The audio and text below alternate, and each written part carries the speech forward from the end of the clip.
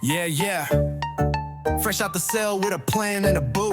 Anklet beeping, but my heart's beating for you. Let's go. Met her on a prison pen pal site. She said you cute even in that orange light. Now I'm home and I'm free, kinda on probation. She picked me up in a Prius, pure elation. Got a teardrop tat and a heart full of dreams. She brought cupcakes and some government cheese. I said, girl, you a snack, maybe even a feast. She said, you just hungry cause you live with the beast. Love after lockup, wild and free. Got no keys, but she got the key to me. From yard time to FaceTime, look at us glow. From prison phone calls to reality show. Love after lockup, we don't play. Tinder got nothing on JPay. I did my time, now I'm doing hers. Doing laundry and love, both in spurts. Hello and welcome back to another episode of Love After Lockup Lockdown, where we are covering Season 3, Episode 12. As always, you can find us in our Facebook group and on Instagram at Love After Lockup Lockdown. I'm Jennifer. And I'm Lisa. And this week, we're covering Season 3, Episode 12. This is an episode of Life After Lockup titled Three's a Crowd. Lisa, how are you? I'm doing good. How are you? Fantastic. I guess the only thing I really want to mention today before we start is the Etsy shop has now lower prices. We have a lot of stock, and we also have promo codes. If you spend $5 or more, you get $1 off if you use code locked down. The Etsy shop is LALU locked down. You should be able to just find it if you start typing it in. You'll clearly see all of our products on there. We've been posting it online.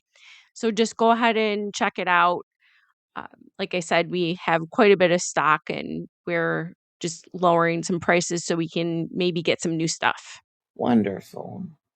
Well, this week we start with Andrea and Lamar and Tennyson are putting up the pool to prepare for Priscilla's baptism.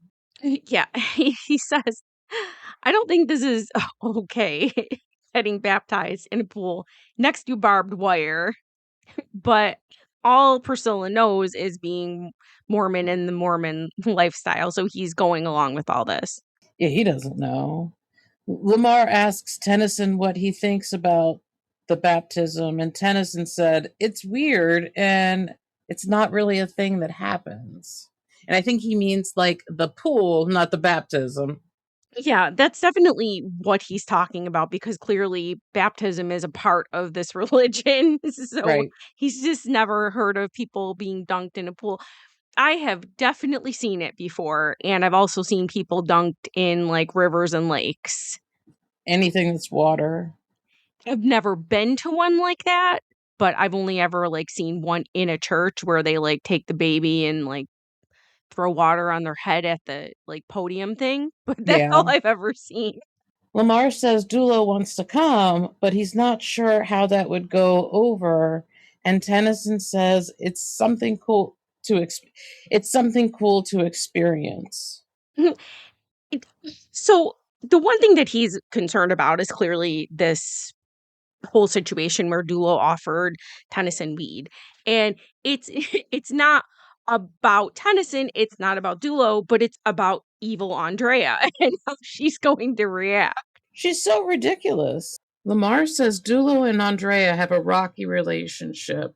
Yeah, he basically says if Dulo shows up, like Andrea's gonna whoop his ass.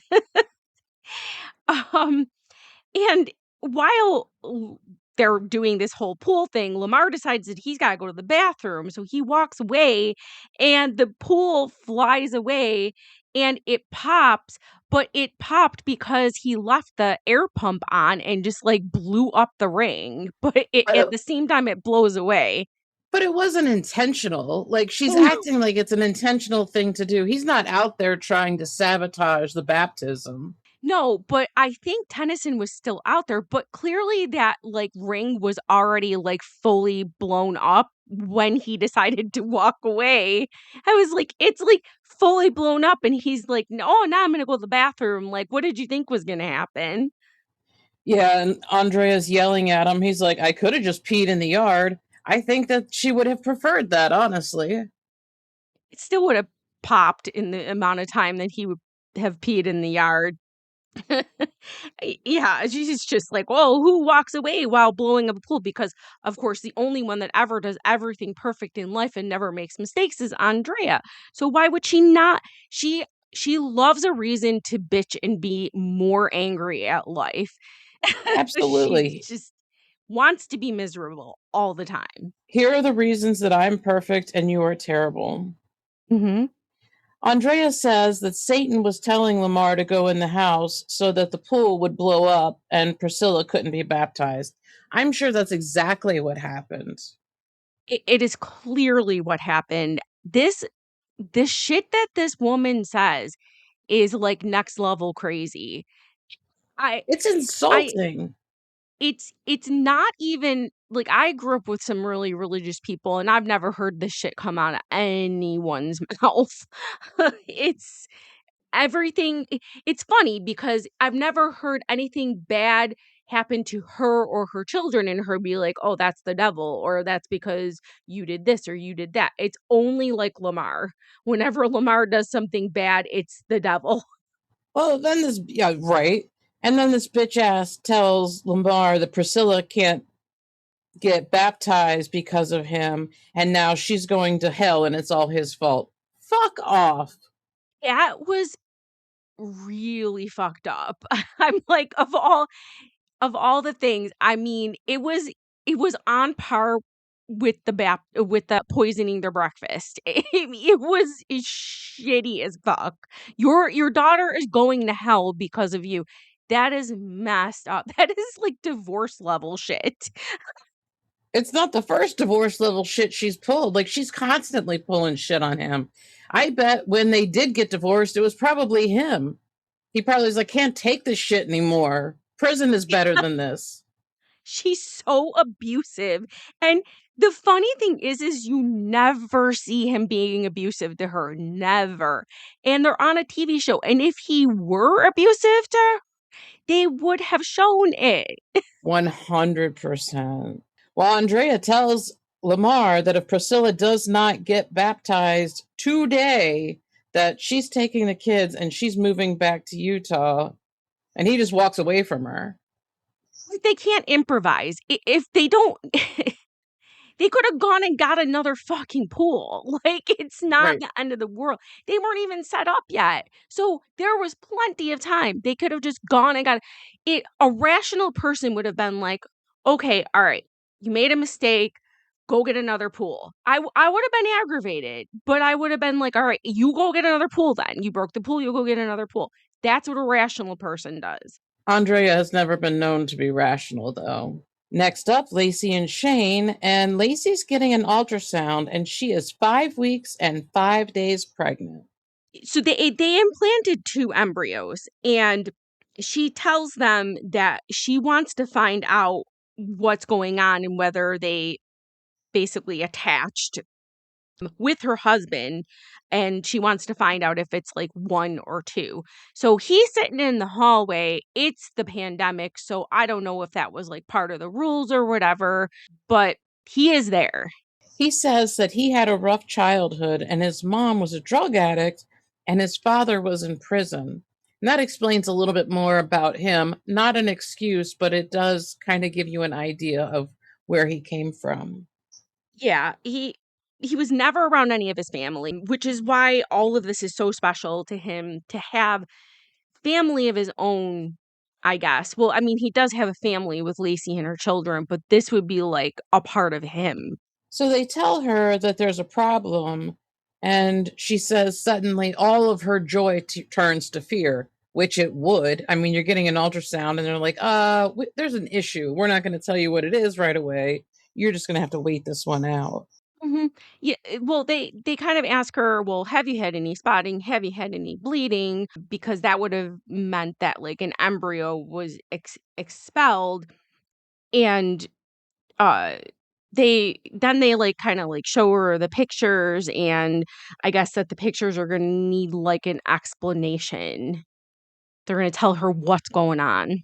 Next up, Brittany and Marcelino, and Brittany's still yelling at her mom, and Nicole is also yelling at her for stealing $125 out of her account.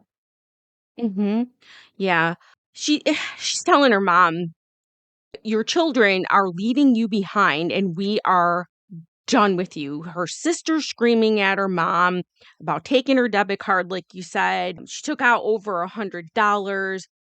And Brittany just is not letting her mom get away with, oh, I was just sleeping. I was just sleeping. Brittany's like, look at your eyes. They're pinpoint. Yeah, she tells her that she was high. She says, you were definitely high. Yeah. So Brittany points out to her mom that she's doing synthetic heroin. And mom's like, you're stupid. And she said, did you go to buy pills? Yeah. That's synthetic heroin. You can say you don't, just because you don't like that as a fact doesn't mean it's not a fact. It's not synthetic heroin. It's just the same drug in a pill form. It's, heroin's heroin. I think she's probably like on like She's talking about oxy, opioids, which is a yeah. synthetic. Yeah, it's all the same shit. But I'm gonna guess it's like OxyContin or something like that, right? Like that she's Probably. on. Yeah. Which is really, by the way, really, really dangerous to buy off the street right now because they're putting fentanyl in everything. So don't do that. Mom is yelling about leaving her there because the rent is $1,000 and she's not going to be able to afford it on her own. But this is the point. This is the whole point. They want to leave her there so that she has nothing. She has no choice but to get straight and get clean because they're going to leave her alone with $1,000 rent. And clearly, she can't afford that without her daughter. Right. Brittany says she's angry, but she understands that her mom is just acting out of her addiction. I think if you had not been an addict yourself, it would be much more difficult to take this stance. Mm-hmm. Brittany knows what this is like. If she didn't change, she says she'd be dead somewhere with a needle in her arm, or she'd be in prison basically for the rest of her life.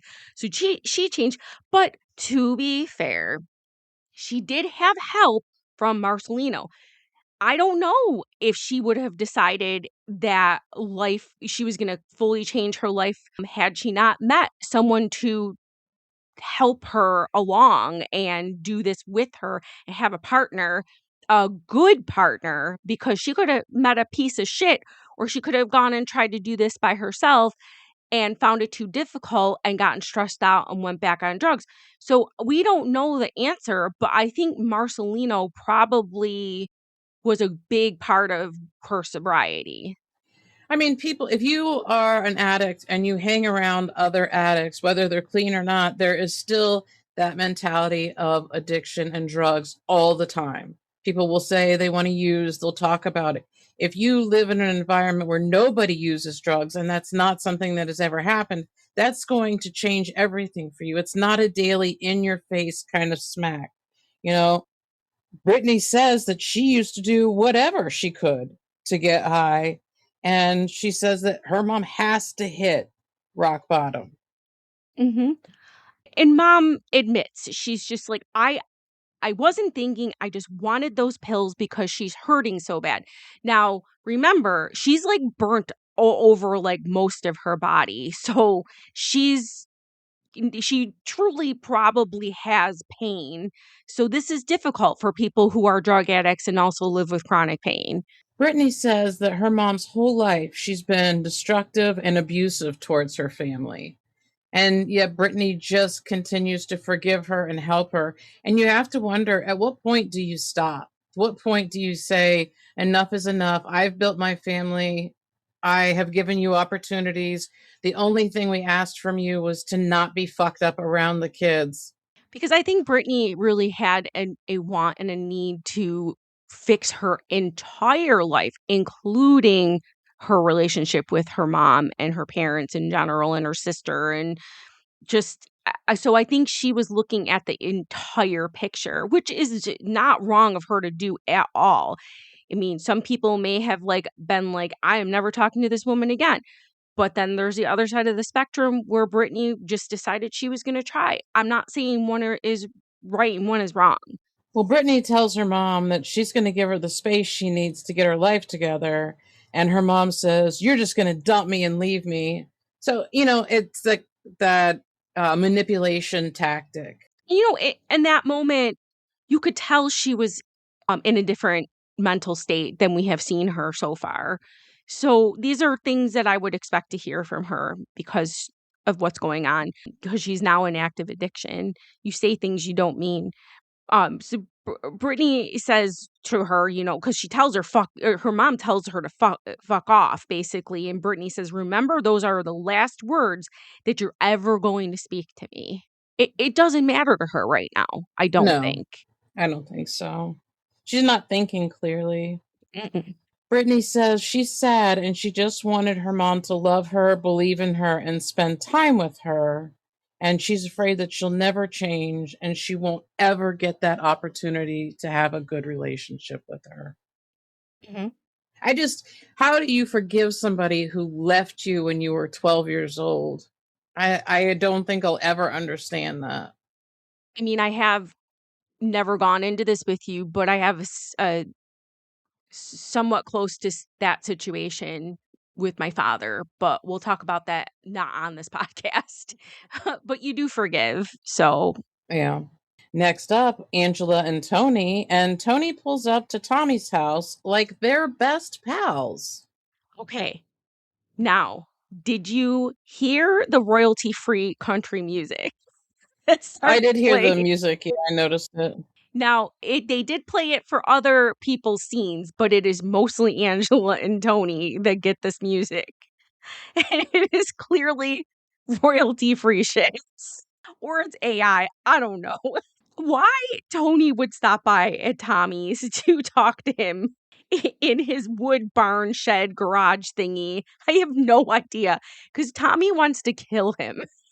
Tommy is minding his own fucking business. He has tried to be a good sport. He has tried to be a good friend. And here comes Tony thinking he's fucking big shit to ask advice. Like Tommy, even if Tommy knew the answer, even if Angela said to him, if Tony would do A, B, C, I would take him back and never leave him. Tommy is not going to tell Tony what A, B, and C are. No, he's barking up the wrong tree. He's just like, help me get Angela back. I want to get Angela back. He just is like, I'm glad he didn't humor him. He just goes, let it go. You have to stop throwing people away. And he didn't necessarily throw her away because he's trying to get her back. But what he's doing is treating her like trash and then trying to go back. He's not throwing her away. He wants her back. I love how Tommy's like, why did you come to me? Like, what did you think I was going to do for you? He should have tried her sister. Oh my God. Donna Faye would have fucked him up and he knew it. He's scared of her. Tony says he needs to get Angela back and he thinks that getting advice from her best friend is the way to go. I think you're a fucking idiot. This is a big slap in the face because Tommy's like, or I'm sorry, Tony says to him, don't you want to see Angela happy? And Tommy is basically, in a nutshell, going, this is the least possible scenario for her. Like, this is not what is going to make her happy. And everything in this scene is like Tommy going, leave her the fuck alone. You are not Yeah. going to make her happy. Tommy tells him to let her go and tells Tony that he just runs through people. And that's true. That's true. That is true. Yeah. He's just like, look, you leaving her alone is what's best for her. You cheat, she takes you back over and over and over again. But this time we don't see her taking him back, at least not yet.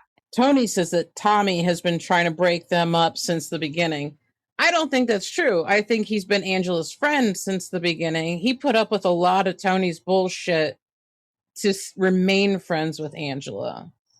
Every single person in Angela's life has told her to get rid of Tony. So this is not anything. It's not like everyone else was like, oh, he's a great guy. And just Tommy and Donna Faye were like, he's a piece of shit. Yeah, no. Yeah, he's just like, well, look, there's nothing I can do to help you. He's just not going to help. Why would he? I don't know. But Tony stands up and knocks over the stool and tells Tommy not to raise his voice to him. I don't know where you think you are, dude. Yeah, you're on someone else's property. You don't do this shit when you're on someone else's property. Because I don't know what the rules are, but I wouldn't do that there. Well, Tommy may not be a big guy, but that doesn't mean he doesn't have like knife skills to defend himself. A gun in his, I don't know, his waistband. You don't know, dude. And he's on his properties in his workshop or whatever. He's never acted scared of him either. So That's the thing. Tommy has never acted scared of Tony at ever. At ever? No. Ever. At ever. At ever. At ever. He tells Tony that Angela has been talking to another man the entire time. Now, that right there, that must have felt so good to tell him that. It wasn't his place to tell him that, but in the heat of the moment, I would have freaking done it too. And then Tony goes, "Fuck that. That's my wife." And Tommy's like, "You guys aren't married. She didn't send in the marriage certificate." Yeah, he is just like, he's putting a nail in the coffin. He is just pulling out everything to get rid of this guy. Tony says Angela talking to another prisoner is way too much for him. He says it's not an open relationship and they aren't swingers. Like, let's tell that to the sex workers that you hang out with constantly. And I've dealt with this in my life. Like, I can do X, Y, and Z, but if you do it, you're the worst person on the planet. So it's okay for me to do it, but it's not okay for you to do it. Like, how does that work? Right. And he made Angela into a swinger without her even friggin' knowing. Well, he certainly made it into an open relationship that she wasn't a part of. Well, that's okay. Yeah, that's kind of what I meant to say. Yeah. She has to follow the rules, or I have to follow the rules. So does she. Okay. Get over yourself. But you never did follow the rules. You can't just be like, I have to, so you do too, even though I'm not doing it. He had to be forced to follow them, and he never did, even after she tried to force him.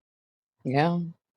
Next up, Sarah and Michael, and Sarah's chasing Michael through the parking lot using her finest black scent. So, this is not the place for you to be doing all this. This was the wrong choice. You should have been, okay, I don't care how Michael was acting. You should have ignored the entire thing. You should have stayed in that party and paid attention to your children and not be like concerned with Michael. You should have ignored him. Yep.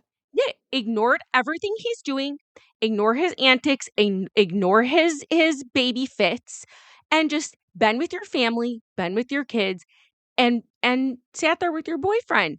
But every 5 seconds, she's worried about Michael and what Michael's doing. How much of that birthday party do you think she actually paid attention to what was going on?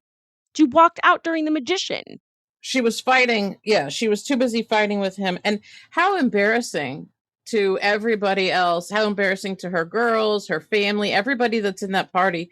You know that they heard that. That is not a good look. And it's Rain's first birthday, and you're out there fighting, making this about you. Yeah, exactly. This was just not the right time. And you know what? She didn't even have to tell Michael that her boyfriend was going to be there because it's not Michael's life. No. If he was going to be there, he was going to be there. And she shouldn't have said a word. And if he showed up, he showed up, whatever. Just let him do whatever he's going to do because that's how he lives. It's how he's going to be anyways. You cannot force that man to do anything he's not wanting to do. She should have acted like he didn't even exist and just let him be. And if he got pissed off and walked out, so be it. Well, he asks her if she has a problem with him being there. And he says that he's not there to interrupt Rain's party. And for the first time, I think that he's in the right. And I cringe saying that. But like we said, she's the one creating this problem that isn't even there. It doesn't exist. And you're making this into an issue. I agree with you. no matter what, though, Michael was going to feel uncomfortable because that's all of Sarah's friends and all of Sarah's family. So probably no one was going to talk to him. And that's his problem, you know? Yeah. But Yep. yeah, but the same thing, like all she had to do was the same thing all her family was doing. Just let him do whatever he's going to do. You be with your family, you be with your friends, you pay attention to your kids. Whatever Michael does, he does. Yep. But you are right. The day was about Rain, not about their relationship, not about her relationship with Malcolm, Hmm. and she was making it about everything but Rain. Now, Michael says it's hypocritical to bring her boyfriend to Rain's first birthday party, but isn't this the same man who brought what's her face? I'm drawing a blank on her name. Maria. Maria, your favorite person, to the hotel so that he could visit the girls. It's not significantly different. No, and to be fair to Sarah for a second, Michael would have brought Maria had they not broken up. Would he have brought her into the party? No, but he would have been with her there. He might have. Mhm. You just don't know with Michael. I hate, and I've said this, I'm sure I've said this to you before. I hate that everybody throws around the word narcissism. They're a narcissist. Yeah. Everybody's a narcissist. Everybody is not a narcissist. No. There is a very small percentage of people that are narcissists. Michael, I think, is a legitimate narcissist. He hits every mark all the time, over and over and over again. It's not just a once in a while thing. It's everything he does, everything he says, all the time. He's never any different. It's true. We No, all have a little bit of narcissism in us and it all comes out once in a while, but that doesn't mean that we're true narcissists because the whole world can't be. everybody's ex is not a narcissist, and it drives me crazy. Oh, he's a narcissist. Based on what? He did something you don't like, or you got into an argument, whatever the case may be. Or obviously some people's exes are narcissists, but the people who are claiming it, come the fuck on. Yeah. And when Michael came in, the first thing that happened was Aviana ran right up to him and hugged him, which is super sad because it shows you how much she misses him while he's running around trying to get his dick wet constantly. He should have also ignored what was going on, though, and he should have just stayed. Yes, absolutely. So both of them are wrong in that because I know it would have been hard for him because it was probably really uncomfortable, but he should have just stayed and just got over it. He could have dealt with Sarah later. He's like playing with the kids and stuff, and she and Malcolm are kind of talking, and this is also not the place to start having serious conversations. You're at your child's fucking birthday party, and they're having like this like talk about how she and Michael need to co-parent and like have a good relationship. And then as Michael's holding Rain, she's kind of like crying, and then Michael just decides to like leave after staying for like only 20 minutes, and he doesn't even say anything. He kind of just gets up and like goes. So I don't know what exactly made him decide that that's the moment to get up and go. He felt like it. Now, Malcolm said that he's happy that Michael actually showed up for his kids and says that he should do that more often. Yes, he fucking should. You're not entitled to time and love and all of these things from your children just because you created them. Fucking anybody can get off. You know what I mean? It's such a small percentage of what it takes to raise a child. And he doesn't have the slightest idea, I'm going to do this and I'm going to do that. No, the fuck you're not. You don't walk in whenever you want to and do whatever the fuck you want. Now, Mm. Sarah may be a different parent than I am, but you don't pull that shit. No. I'm actually surprised that he shows any interest, even as little as he does, any interest at all, because I would have thought he would have just been the person to just completely walk away, and he eventually does. So let's not give him too much credit. Well, they're his little trophies. Yeah. So when he leaves, of course, Sarah can't just let him leave. She's got to follow him out, and then they start fighting because this is what you should be doing at your child's first birthday party. And they were talking about how it's not about rain and it's about her new man being there. And he's right. She made it about Malcolm. It's not Malcolm's birthday. I don't have a problem with Malcolm being there. I just don't think it. Oh, Why create a fucking problem if it's not there? If Michael shows up and gets mad that Malcolm's there, that's on Michael. yes. The rest Exactly. of it, she shouldn't have said you need to introduce each other ahead of time. None of this. Because it's not Michael's fucking business. Who gives a shit what Michael thinks about Malcolm? Who gives a flying fuck? And Michael is not in their lives enough to have a say about and make it make sense as to what man is around his kids when he's not around, because he's never fucking around. If Mm-mm. he was now if he was really in their lives, he had partial custody of them. He was seeing them every week. They, were sharing parental responsibilities. Michael was a normal functioning member of society, and he was like, I would like to meet Malcolm because I want to make sure that this man is safe around my children. That would have made sense.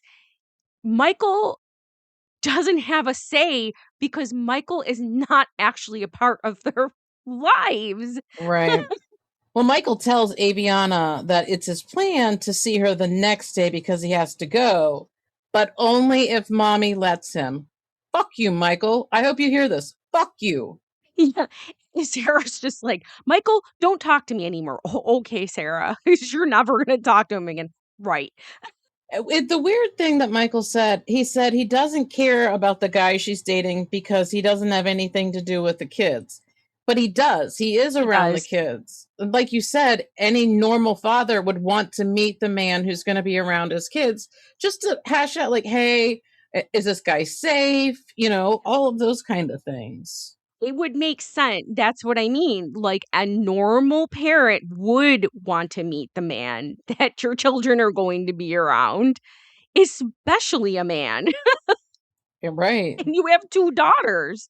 Now, Sarah asks Malcolm if Michael had anything to say to him yet, and he says no, but he's available whenever Michael's ready. I cannot believe that you don't know enough about Michael. I can't imagine that Sarah could date anyone because she can't stop talking about Michael. That would be the most obnoxious thing to ever happen. Yeah, it's just not the right way to go. Malcolm says that she deserves to have a normal co-parenting relationship. And she said she's glad he's there for the girls, but it's hard to co-parent with somebody who is completely irrational, as it would be. Yeah. There is no co-parenting that's ever going to happen between these two. I mean, clearly we know this because we know where Michael's life is right now, but it was never going to be a possibility, and she just needs to give up. Absolutely. Next up, Brittany and Marcelino. Brittany asks Nicole if they can sit and talk, and she says that they missed a huge portion of time they could have spent together getting to know each other. But Brittany tells Nicole that she's really enjoyed the time that they have spent since she got out of prison. She doesn't want anything to go backwards with her sister because at least that's going in the right direction. Nicole is telling her, look, I don't really like the idea of leaving my dogs, leaving all my furniture, but I don't mind going back to just visit Alaska for a little bit. So they're kind of going to trick mom, it sounds like she's going to leave, but she's actually going to come back. And she has a right to be concerned because their mom is not going to be able to pay the rent. And she's like, I don't want this eviction on my record either. And that's a legitimate concern. It's hard to get, from what I've heard, it's really hard to find a place to live with an eviction on your record. Yeah, I mean, I'm not dealing with that, but of course someone in my life is, and you don't want to deal with that. Never. So, also, she's 21. So to be like, we're going to ship you and tell you got to go back to live with dad, not at 21. She doesn't want to leave. She wants to stay there. Clearly, she likes it there, it seems. I'd kick mom out. Stay. Mom's the problem. Kick mom out. Be like, go find somebody to stay with, bitch. Yeah. And I was kind of thinking, well, maybe if Brittany and Marcelino want to buy a bigger house, which we heard, like, why not move Nicole in with you? You know? So, Yeah, having people live with you though is such it's a lot. but she could help her with the kids and stuff. Yeah. Well, Brittany tells her that she carries 4 felonies and that Nicole can always buy more furniture, but she can't get back her independence. Hmm. Nicole does not have much faith that mom will ever change. And this may be a lifelong thing where she changes for a little while and she goes back. She changes for a little while and she goes back. Some people change forever, and even though they're always an addict, even if they're not using, and some people go back and forth, and we don't know. Like we don't know. I I know they want mom to get treatment, but I don't know if she's ever had it in the past. I don't remember us talking about that. I don't know. She got clean somehow, but we don't know Mm-mm. how. Yeah.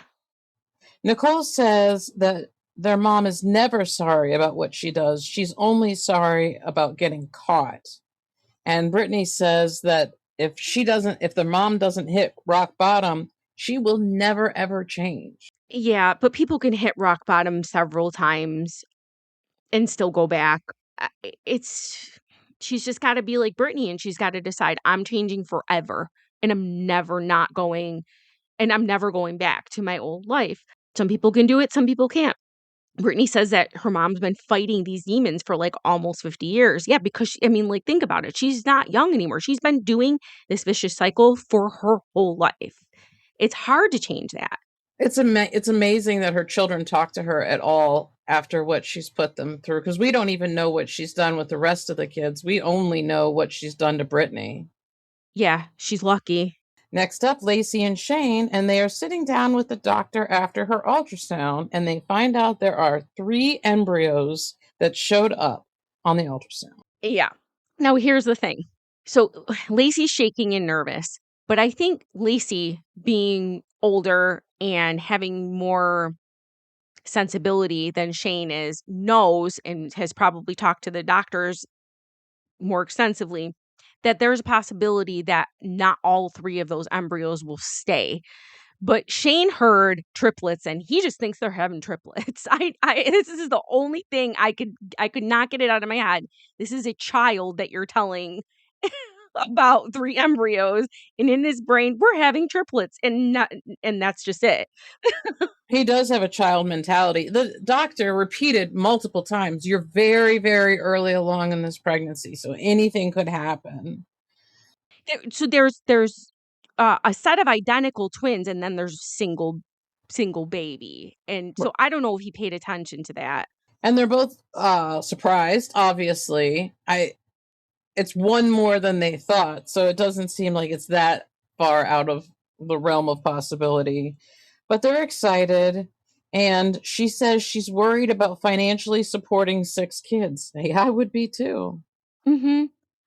So Shane is furloughed, but that doesn't mean he's not going to get his job back. We're acting like as if Shane is, and in later scenes he's unemployed, but he is because of the pandemic.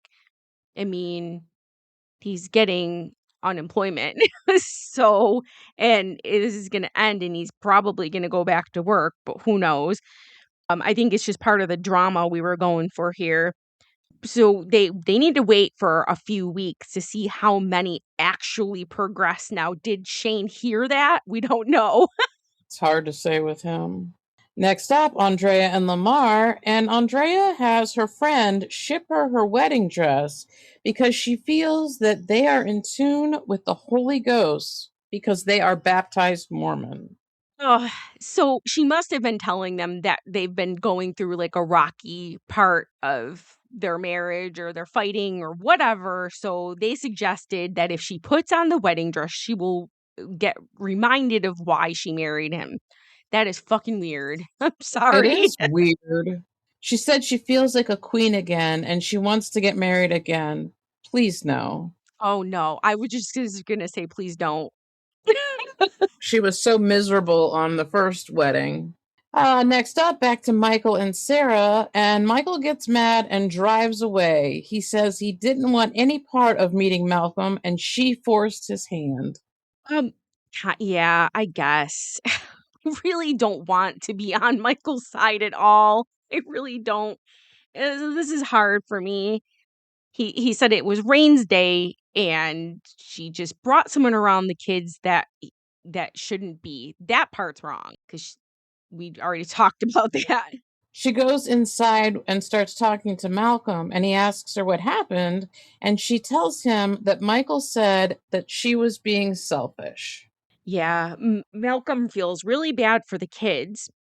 That's a good statement, you know? He said that the kids lit up when they saw him. So that's a good, I mean, that was a good statement, right? He noticed that the kids wanted to see their dad and lit up. So like Malcolm right now is a good guy. I mean, people don't say shit like that. Yeah, Malcolm's a father too, so I mean, if he's a good father, he's going to understand. Yeah. Well, Michael pulls over and calls his stepfather to tell him what happened. He says his stepfather has always been the voice of reason and someone he can talk to. Mhm. Yeah, he's good at calming him down, and then dad kinda asks him, "Well, how'd you feel about meeting, Malcolm?" And he said, "Well, I if it were the old Michael would have gone crazy." What, the old Michael that wasn't cracked out? What old Michael? It doesn't make any sense. Like, he's complaining that she waited until the party to introduce them, even though that she's the one who tried to arrange this all way before the party that he Yeah. didn't fucking show up to. Mhm. And had he kept contact with her, he would have known she was dating someone, but he's just been ignoring all of her calls and shit. So, she didn't have time she couldn't tell him because he ignores her. Right. "Hey, there's a man in your children's lives, I think it would be good if you would meet him." But to be fair, Sarah always says things in such a charged up kind of confrontational way instead of saying things like a mature adult. Everything's always in like a very aggressive black sense. Unfortunately, that's true. I don't know if you heard, but when the stepdad said that he handled the situation well and that the old Michael would have gone ziggity boom, Yeah. ziggity boom. I don't know what that means, but I listened to it twice. Yeah. Like I said, the only reason why is I think because again, you see his eyes, they're sunken, they're glassy, they're red. He looks terrible. He looks like he hasn't slept. He looks like shit. I just don't think he has the energy to go ziggity boom. Yeah. He tells his dad that when the party is over, he's just going to show up and take his girls to go do something. Boy, No, you're bye. not. Bye. Get the fuck on up out of here. She would call the police, and the very first thing, because it's New York, the police would go, it would say is, "Do you have an agreement? And where is it?" They'd say, hey, felon, pop on out of here. They would be like, "You've gotta take this to family court. We don't deal with family court matters." And they would have been like, "You have to leave her property. You can't just take her kids because it's kidnapping." To be fair, since Michael said his dad does give him good advice, dad tells him to use good judgment and that he has to call her and not to Yeah. just show up at her house, which is excellent advice because if I were her and he showed up at my house, I would just call the police. There wouldn't be a discussion. I was happy he told him that because that's not what we've seen from his mom. Because his mom would have been like, "Yeah, go over there and get your kids." And then but dad's like, "No, you should talk to her." So I was very impressed with dad.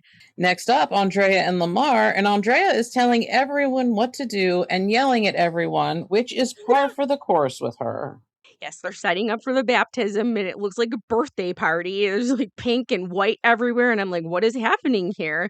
It's they're decorating, they're fixing the pool because 'cause they've got some sorta, like, patch thing, and then this Brother Richard guy says that this is kinda different, but, like, water's water, but the River Jordan was dirty brown water and not clean water. What did he mean by that? Did we throw a bucket of mud in it? I don't know what he meant by that. I think he's just saying, like, it's fine to be baptized anywhere. You can even be baptized in muddy water, is what I took from it. I guess. He's weird. That guy weirds me the fuck out. I'm sorry. I don't like him. Lamar says he's trying to get everything set up because everyone is coming over, and she's already threatened to move back to Utah again. So is this quarantine time or not? Why are we having people over? I don't know what's going on Good here. point. Good point. Good point. Because you were not supposed to do this, and you could actually get in trouble for doing this. Now, I believe LA was strict too, because New York was. Okay, here's the question though. The reason that Tennyson had to baptize Priscilla was because of the COVID, because nobody could get there to do it. But Brother Richard's there. That's what I'm saying. He's the one who said the fucking prayer. So what is this? Why do we need Tennyson to do anything? And why is everybody dressed in white in the water? I don't know. I'm not religious. I know nothing about this. I have no idea. Who the hell knows? It's weird. And Andrea, after yelling at everyone and letting everyone do everything after she bosses everyone around, she's just weirdly FaceTiming with her friends and like showing them Priscilla and showing them Tennyson. And I'm like, what are all her Mormon friends? All her Mormon friends are like on a group FaceTime call. Yeah. So I called this brother, whatever is, and I couldn't see his name, so I called him Fellow Mormon. So I say, Fellow Mormon says that he knows Lamar isn't supportive of the baptism, but he hopes that once Lamar sees it, he will understand. Yeah, fucking right. It's not going to change his mind. But Lamar does say that he does not want his baby girl thinking that he's not down with everything. So he's just going to do this because it's for Priscilla. And this is a very mature thing to do. This is the complete opposite of what Andrea would do. Lamar's thinking about his child. Lamar's a good dude. Like, but from everything we've been able to see about him, he's a good dude with a great sense of humor who cares about his people. He really cares about his people. Yeah. Well, then Dulo and someone else walk in, and Lamar says he doesn't know how Dulo can show his face after offering Tennyson some weed. I feel like they made him say that because Lamar doesn't believe that. He knows, you know what I mean? Lamar knows it's not that big of a fucking deal. I know. And I wrote Dulo shows up with some other dude because I had no idea who the hell that was either. But yeah, this is for show because Dulo was going to show up and Lamar knew it. And no one really, it wasn't, I guess they weren't scared of Andrea because they just knew what was going to happen. I loved it. And Andrea says that Dulo is not invited to the baptism, but he showed up anyway, and he doesn't respect boundaries. She walks right up to Dulo and tells him they need to have a come to Jesus moment. And the thing I like about Dulo, he stayed cool this whole time because, like we said, he's not afraid of her. Everybody else is afraid of her. He's not even slightly afraid of her. Bring it on. What do you got to say? I know. He just sat there like, okay, let's talk. I like Dulo. Next up, Lacey and Shane, and they are talking about how they're going to tell her dad. And Shane says he doesn't want her dad to have a heart attack when he finds out. Yeah, because dad is her caretaker for her children. They're always there. He's their primary caretaker. He is. And Shane, again, is talking about how he doesn't know how he's going to afford all these babies. I mean, I guess even though knowing that there is a strong possibility they're not going to have triplets, you still should be concerned. Oh, yeah. She's worried about carrying 3 babies to full term, and now she's high risk, and that makes her nervous. I think it would make anybody nervous. There's a lot, like, I would not want to be high risk. I actually was, for one, but it changes everything. You're not just cruising along with, one great pregnancy. All of a sudden, everything revolves around it. And especially if you have other children and you can't just take care of yourself if you're high Right. risk. So they do go to see dad. Dad says, "Well, how's the new house? You guys got new floors," and they're just kind of making small talk. And then she tells everyone she's pregnant. Yeah, dad says he knows they're concerned, everyone's concerned, and dad's like, there's never a good time to have a kid. Like it's always like, geez, you're having a kid and it's just changes your life. It's true. There's He's a never good a dad. perfect time. Yeah. Yeah. Shane tells dad that they're having triplets, and dad says, Jesus, what were you thinking? Mm-hmm. I mean, what he should have said is there is a possibility we could be having triplets. I'm surprised Lacey didn't like correct it.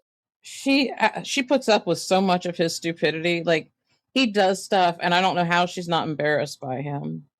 Yeah. Yeah. I think she is. Dad says, like, I thought we were done having kids and how now we have like 3 more coming. And he says himself, Dad, I'm not prepared for this because he knows he's going to have to also take these 3 kids and have them Yep. all the time. 3 newborns. I can't even imagine. So dad says they're going to need a bigger car and a bigger everything. And he asks Shane how they're going to pay for that. And Shane says, I'll work 20 jobs. That's such a childish thing to say. Yeah, but he also says that like Lacey has always held up her end of the bargain financially, but like Shane like needs to find a job. Again, this is what I'm like, he does have a job. Like this is not forever. Or just become Mr. Mom, which I May not be mean, bad. He really seems to do well with the kids. yeah, but she would have to do a lot of corn in order to pay for all those kids. Well, I mean, daycare for 6 kids, he's probably not going to make more than that. Exactly. You're right. So Shane says again that he'll get a day shift job and a night shift job because that's how it works. No one ever needs to sleep or eat or exist. Nope. Next up, Angela and Tony is driving, and he says everything is bullshit. And she didn't even file the marriage certificate, so they aren't actually married. I love how mad he gets about this because he knows he can't fuck her over further than he already has. Yeah, I feel like this whole thing with them is scripted. I don't think they were together at all at this point. I think we brought them back. I think they were gone and out of each other's lives, and this is just for the pandemic. I just doesn't feel real to me, but that's just my opinion. It just feels very scripted. He says, I've left the prison life and the whores behind me now. And Angela is the one acting like a child. It's been 4 months. But he's matured. Yeah, he says now she's acting like a child. And he pulls up to the house and he bangs on the door and demands that she lets him in. Fuck off. You can stand out there for all I care. Don't tell me that I'm gonna let you in my house. My house. Yeah, I don't even know why she answered the door. Tony says, look, I talked to Tommy and he told me everything. She tells him to let it go and says that he had his chance. He had more than his chance. Yeah, he gets all pissed off and he knocks down like the I guess it's like her phone on a camera stand or something because like, pandemic and shit, they don't have actual like cameramen. She asks him what makes him think that he has the right to know anything about her business. And she's right. They are not together. They're not married. They're not dating. They have no in the future type of situation. He then calls her a cheater, which is pot calling the kettle black. And she says, it's not like we made out over like the Wi-Fi or anything. It doesn't, we've talked about this before. It doesn't matter. An affair is an affair, whether it's physical or emotional, it's still an affair. I don't know that I buy that she was talking to Ross the whole time. No. I feel like that was scripted because just there's too much shit that doesn't make sense. She was obsessive about Tony and she did let Yeah. him do whatever he wanted. If she had somebody in the wings, I mean, come on. We just made Ross up. Let's be real. He exists, but we made him up. She reminds him that she never filed the marriage certificate, then asks him why he can break his commitment to her, but she can't break her commitment to him. Exactly. And this is it's terrible to be with someone who goes in circles like this. You just you just go round and round and round, and it is never going to end. Right. It's you did this, well you did that. You did this, well you did that, and it just never fucking ends, and it is maddening. She says she's emotionally worn down and she's just done with this. We've heard her say this a million times. Then you shouldn't have answered the fucking door if you were really done. Right. Just tell him to leave. But he says he poured his heart out to her and she is still talking to Ross. And he asks her if she loves him, and she says yes, and she always has. Mm-mm. Wrong thing to say. You don't love Ross if you're marrying Tony, whether you get filed a marriage certificate or not. Like, I'm not sure what's going on here. No. And they end this scene where she kicks him out finally. Should have been the beginning of the scene. Next up, Brittany and Marcelino, and the kids are playing in the yard, and they're talking about how nice the backyard is. She says, I can't believe you tried to get me to move, and they both laugh. Yeah, so they're in Arizona, they're in the desert, so they can't grow grass, so that's AstroTurf. They're in Nevada. Or Nevada, whatever. Still the desert. Yeah. So that's part of why it was probably so expensive, is the synthetic grass probably cost a lot of money. She says she's sad that her mom can't share the time they are spending playing with the kids. Yeah, and again, Brittany says, their mom's kind of like, she's gonna have a place to live because they can't evict right now because of the pandemic. So she's just gonna pretty much be fine for now. She says her mom's lease is up in September, and she's going to have a heart-to-heart with her before then. But like you said, they can't actually kick her out until the restrictions are lifted. And Marcelino says, you can talk all you want to someone, but if they don't want help, it's not going to do any good.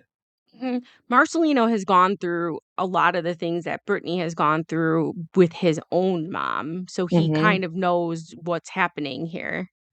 She says she was a hardcore meth addict, and she feels like now that she's sober, she has valuable information to share with people. I think that's one of the reasons a lot of recovering addicts tend to get into that field, because they feel like the information they've gained and the experiences they can share and help other people also get clean. Mm-hmm. She just wrote a few books. I don't think she ever went into No. counseling or anything. Just a reason why I think people do that. Yeah. Yeah. She says she just wants her mom to be happy and succeed. She says they aren't abandoning her. They are giving her the space she needs to find herself. Mm-hmm. Next up, Andrea and Lamar. And Andrea tells Dulo that he's a bad influence on both Tennyson and Lamar, and she can't believe he would offer Tennyson weed. She tells him that he wants to make her child a drug addict because the drug addict addicted to weed. It's like, Andrea, you don't get addicted to marijuana. She's absurd, man. It's not a drug addict. This is not the 90s. This is your brain. This is your brain on drugs.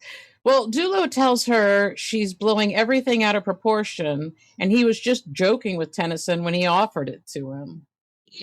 He said he was going to go like, oh, okay, if you accept this, I'm going to tell your mom. No, he wasn't. No, he wasn't. He was getting high. He's used to puffing and passing, and that's what he was doing because it's normal to him. It wasn't that big of a deal. She is blowing it way out of proportion. Like, I don't know, man. He said no. I mean, this is the thing. It's not like your child this is going to be the only time your child is going to have to dodge a temptation in their life. He said no. That's what's important. He didn't take the marijuana. End of story. Dulo tells her he never would have let Tennyson actually hit the blunt, and Tennyson is a stand-up dude, and that's why it's so funny. Oh my God. All right. So she's having a hard time listening to him right now because she says he's high right now. Okay, he probably is, but he's making perfect fucking sense. She's being high is like having a couple drinks. He's still making sense. Yeah, he's not laying on the floor drooling on himself. I don't know what she's thinking. But Dulo apologizes to Andrea and she accepts his apology. So that should be the end of this. Here's the other statement that makes her a piece of fucking shit. She says she doesn't trust Lamar's family and they need to stay away from her and her kids. Fuck That is her. your husband. Yep. So Tennyson is showing Lamar his outfit for the baptism. And as I said, it's all white, which is weird. Why are you getting in water in front of other people wearing all white? Even he's like, this is weird. Like, he's wearing it and he's like acting like it's weird. Because it is weird. Lamar tells Tennyson that he's not sure if he's going to go because he doesn't support what is happening. I feel like that's fair. But Lamar never said, I'm not going. He's just really contemplating because he doesn't agree with it. And he has legitimate reasons not to agree with it. He expresses that he's the one that always has to make all the sacrifices. I agree with him. Yep. Tennyson tells Lamar that going is his choice, but in the Mormon religion, it's one of the most important things a kid can go through. So it could be important to Priscilla that her father is there. Tennyson is so smart. He's so wise and calm. You know, he doesn't get, even when he gets a little upset, he doesn't like blow up. None of the kids do. Nyla's a little bit more emotional, but that's understandable at that age. Mm-hmm. She's younger and she's a girl, so Yep. but yeah, I don't know how she raised children like this when she's not like this at all. It's weird. So gotta give her that because she's got some great kids, and I don't know how, but she's done it. Lamar says, I don't force my beliefs on Andrea, but she forces all her beliefs on me. Yep. Definitely a true statement. Definitely. Next up, Lacey and Shane, and he's trying to hold 3 stuffed animals and says he doesn't know how to hold 3 babies at once. You freaking dumbass. That's exactly the same as holding 3 babies, holding 3 stuffies. It's the same thing. That I mean, come on, man. Then this child says, "How are you going to breastfeed all 3 babies at the same time?" I'm like, "You fucking moron. Just shut up right now." But he doesn't shut up right now. He goes, do you put 2 babies on one nipple and the other on the other nipple? Is he really this stupid? 2 babies on one nipple? Does he have his GED? He would be smarter if he had his GED, man. This is not... That's what I'm saying. He can't have anything. I don't think he's had any education. And then he mimics nursing the stuffed dog, but then he drops it and starts screaming. Yeah. Lacey tells us again he's got no baby experience. He's got no any experience. He was 17 years old and then went to jail or prison. And now he's out trying to be an adult when he's clearly still a child. He says that she's the love of his life, and now that John is back in jail, everything is good, and they can just look forward to what's coming in their lives.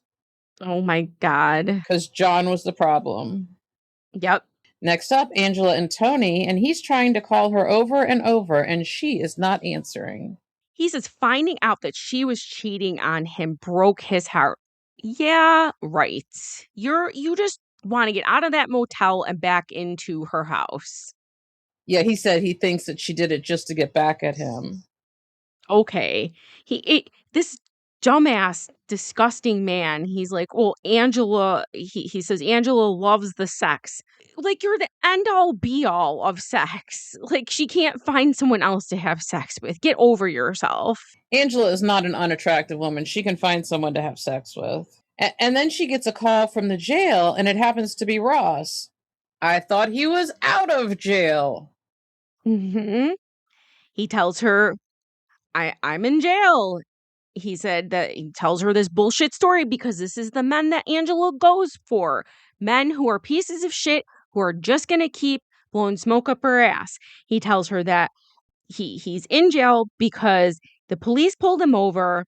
He matched the description of someone who like committed like an armed break-in or something like that. And then they put him on the ground for an hour and a half and then gave him drunken disorderly and like battery on a police officer. Yes. Nope. Totally believable. This happens all the time to a white man. And you did nothing wrong, pulled you over, you look like this man, threw you on the ground, you did nothing wrong. Because he's a freaking lifelong criminal. Of course he did what they pulled him over for. Well, he also accused the police of beating him up. He said he's in jail because the police beat him up. The police did Yeah. not leave him on the ground face down for an hour and a half. That doesn't make sense. And then pick him up and beat him. That didn't happen. No. Chi tells him to grow up. And like, good. That was a good thing to say. She didn't believe him. Thank God she didn't believe him. He says, "Look, I'm fighting this. I'm the victim here." Oh my God. Like, run right now. Anyone who says I'm the victim here, run. Run far, far, far away and never look back. And she says that Ross has always believed he was perfect and didn't need to change anything. She says she doesn't know why she falls for guys who make bad decisions. I don't know, but it's time to take a look at yourself and figure out how to fix that. Stop doing it. Just stop. And she's just basically like, "Okay, I'm kind of done with this," and she just tells him to take care of himself. And I hope she's learned something from Tony situation. Just don't talk to him anymore. If you're saying this, mean it. Next up, Andrea and Lamar, and they're getting ready for her baptism, and Priscilla goes out and hands everyone a program, and we find out that Lamar did show up, which is incredibly sweet. Mm-hmm. And then we see Andrea putting like a scarf around Priscilla's head. She said that it's an African fabric. I couldn't get the word. And then it's going to show Lamar that she can and will celebrate their heritage also.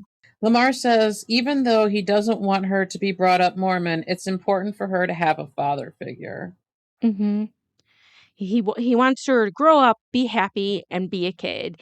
This isn't going to stop her from doing that. This is completely separate. This is just religion. Now, Pastor, Jen, I wrote Pastor something or another is starting this ceremony. Dude, what was that? Was that like a little prayer? Was it a TED Talk? I couldn't figure out what the fuck he was doing. I don't know, but what was his name again? Jimmy? I don't know. Brother Richins. Richard? Richins. Richins. Oh, I don't know. Must be a last name. Who cares? He's fucking weird. And Andrea is, happy. She says her daughter is about to be a part of the religion, finally, because she wasn't before. Well, they said by being baptized, she becomes a member of the church. Mm-hmm. I guess. I don't know anything about this religion. Lamar, I guess, is very happy and he's smiling. Well, because he's looking at his daughter. I mean, he's happy for his daughter. She looks pretty. She's happy. So he's happy. I mean, only Andrea would be the weirdo who would be fucking scowling over something. I still want to know why we had to have this token Mormon dude do the prayer when the whole idea was that Tennyson could baptize her. It's so weird. I don't know. Oh boy. So we see this whole thing going down. Tennyson dunks her in the pool and then she's happy. She's hugging her sister Nyla. Everyone's happy. Lamar says he wants to concentrate on being a father and a supportive husband. He is, though. He's a father. He's always been a supportive husband and a father to her kids. He's never been anything but. This changes nothing. Andrea says now she feels confident in moving back to LA. All you had to do was dunk her kid in the pool and all her problems went away. Yeah, because yep. Now it's a good idea. And then in the next breath, Lamar will do something wrong and it'll be a bad idea. Nyla is saying that she feels closer as a family, and Tennyson, being always the voice of reason, says he's happy to be a family along with Lamar's family, all of his new uncles and this and that. And meanwhile, we heard Andrea say that she doesn't want any of Lamar's family around her or her kids. I mean, her children are the adults here. Absolutely. And we wrap this week up with Sarah and Michael, and Malcolm asks her how she thinks the day went, and she said good and bad. Yeah, Malcolm brings up all the screaming and the yelling. And he goes, "Look, I know that it's hard to move on from a long-term relationship." Basically, in a nutshell, he's bringing up the fact that he thinks that because she's still so emotionally charged, that there may be something still going on between her and him. Michael, not physically, but, like, emotionally. Like, she's not let him go. Well, she says that you can't tell her that it's wrong to feel emotions when you're talking about your kids. But that's not it, though, and No, it's not. no, and he's seeing it, and we all see it, so smart guy. He wants to hear that she's over Michael and that she loves him. I'm on board with that. Yeah, that is a good I'd be like, "Look it looked like you're still into this dude and you still care about him. So, do you want me and do you care about me or do you want your ex?" She tells him to trust her the way that she trusts him. I don't trust Sarah, and I think that given the opportunity, even if she was with Malcolm, she would sleep with Michael again. Hell yeah, she would. I agree. So then Michael calls her and of course, she answers after having that conversation with Malcolm, which is fucking weird. Mm-hmm. And then, Michael's being a dick. He said he didn't want to entertain anyone but his daughter. Okay. Sarah says she understands that he must have felt upset. Fuck him and fuck understanding how he feels. Yeah. She's like still kind of like entertaining him. Like, Yep. it's weird and not good. He brings up the fact that he brought no one, not even Maria. And he said, "What I did today was be a parent." No, that's not what happened here. You broke up with Maria. Again, that's what I said. That's why she wasn't there. He's the kind of dad who goes out for smokes and never fucking comes back. You know what I mean? Yes, or He's beer not or something. right. Yeah, Mhm. he's not.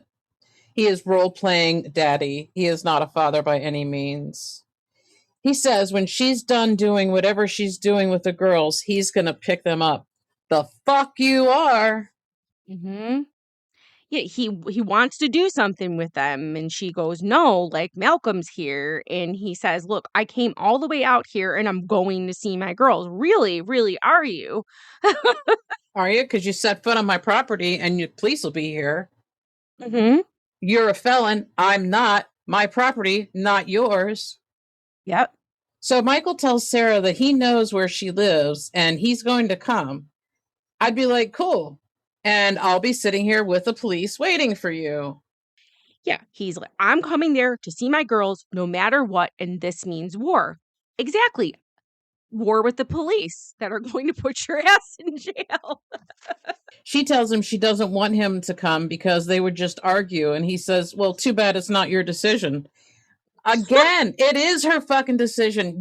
He thinks everything is whatever he wants to be. It's not, Michael. Nothing is the way you want it to be, which is why you are currently sitting on a sidewalk outside of a fucking jail with a fucking Dr. Pepper and a bag of pretzels, the only thing you have to your goddamn name. Yep. He says he's going to see his girls, and she tells him not that night. And he says, what do you mean? You can't tell me I can't see them. The fuck she can't. She can, though. They need, and I hope this happens, they need court orders. This couple needs court orders. Well, this little bitch ass dude, he says he's going to prove how serious he is, and he's coming to the house, and she's going to open the door. No. Cool. I'm not opening the door. It's her property, her children. He's not invited. Talk to me like this and see what happens. Yeah. Who is your VIP for the week? I'm going to say it's Dulo for sitting in front of Andrea and not giving a fuck that she's pissed at you. And he just confronted her. He's just like, all right, yep, let's do this. And I'm here and I'm staying. Yeah. Oh, yeah, yeah. I chose Dulo also. I loved that he goes face to face with her. Even Lamar doesn't go face to face with her. Nope. And your POS? It's Andrea for saying that Priscilla is going to go to hell because of her dad. Fucking Andrea. I chose Michael for being a legitimate narcissist. I had to pause this so many times because I got so mad about the fucking nonsense that was going on. Yeah. So that's about it for this week's episode. If you enjoyed the podcast, head over to Apple or Spotify to rate and review. If you'd like to continue the conversation, join our group on Facebook at Love After Lockup, Locked Down. Listen every Wednesday wherever you find your podcasts, and keep those notifications on to be the first to catch bonus episodes. And in the meantime, don't fall in love. And don't get locked up. First date at Walmart, keeping it low.